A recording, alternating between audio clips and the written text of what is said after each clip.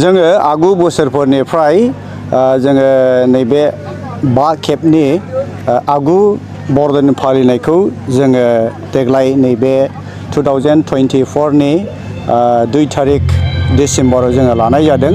बेनि उद्देश्यआनो बेनो जे बै समाव इजराइलावहाय जिसु ख्रिस्ट जोनोम जानाय समावहाय जेरै लावखारफ्रा रंजानानैहाय बिसोरो जिसु गथ'खौ जेरै जेरुसालेमाव थांनानै नायदों, तद्रुप बेबायदिनो जोंबो जिसु ख्रिस्टनि जोनोम जानायनि सिगां जोङो बे फैगोनखौ जोङो आसा मिजिं गावजों गाव अनज्लायनायनि बेफोरबायदिखौ नोजोर बोनानै जोङो बे जर्डानपुर NALCआव नैबे आगु बरदिन फोरबो फालिनायखौ जोङो फालिनाय जादों।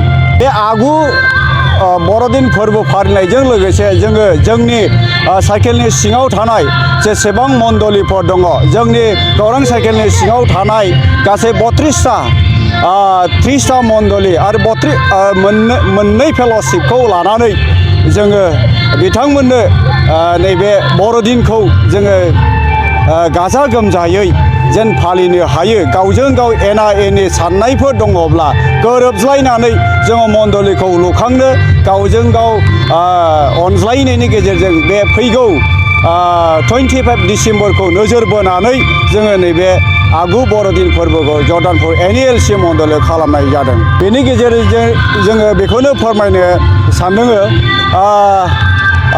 बे फैगौ आगु फोरबोआ सफैनायनि सिगां नैबे बरदिन क्रिसमास सेलेब्रेशना 25 तारिख बे बरदिन फालिगोननि सिगां जेन जोङो जिसु ख्रिस्टआ संसाराव जोंनि पापनि थाखाय सारि जाफैगोन, बेखौ जोङो नोजोर बोनानै जोङो 25 तारिख डिसेम्बराव जोङो मण्डलिफ्रावहाय गावबागाव मण्डलिफ्रावहाय बेबायदिनो बे बरदिनखौ फालिगोन।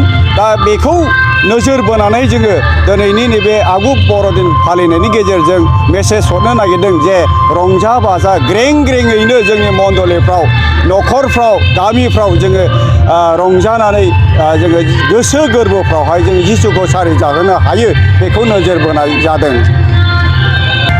जोङो नैबे आगु बरदिन फालिनायजों लोगोसे स्पर्ट्स इभेन्टफोरखौ जोङो लाफानाय जादों। बेवहाय इनिशिएटिभ लादों गौरां सार्केल इउथ कमिटिनि दैदेननायावहाय आरो गौरां सार्केल सानडे स्कुल कमिटिनि दैदेननायावहाय जोङो स्पर्ट्सनि इभेन्टखौ होफानाय जादों। बेनि आसल थांखियानो जाहैबाय जों गेलेनायावबो, जों खृष्टानफ्रा गेलेनायावबो दावगालांनांगौखाय जोंनि भबिष्यत इयुन जोलै इयुथफ्रा, जोहोलाव सेंग्रा सिख्लाफ्रा जेन नेसनेल, इन्टारनेसनेल आरो गिदिर जोङो गेलेगिरिफ्रा जेरै गेलेनो हायो, बेबादि गेलेलांनो थाखाय दानिफ्रायनो जोङो बेखौहाय नोजोर बोनानै ओरैनो जोङो डायसिसावबो बे स्पर्ट्स इभेन्टफोरखौ डायसिस कमिटियावबो, diocese and youth committee Bongaigaon डायसिसनि इउथ कमिटिनि गेजेरावबो बेखौ दोनफानाय जादों। बेनिखायनो बे गेलेनाय गेजेरजोंहाय सेलेक्सन खालामनानै जों बिथांमोनखौ दैथायहरगोन आरो बिथांमोना सेलेक्सन खालामनानै गोजौ लेभेलाव जेन दावगालांनो हायो, नैबे बिथिंखौ बोनानै जोङो स्पर्ट्स इभेन्टखौ होनाय जादों।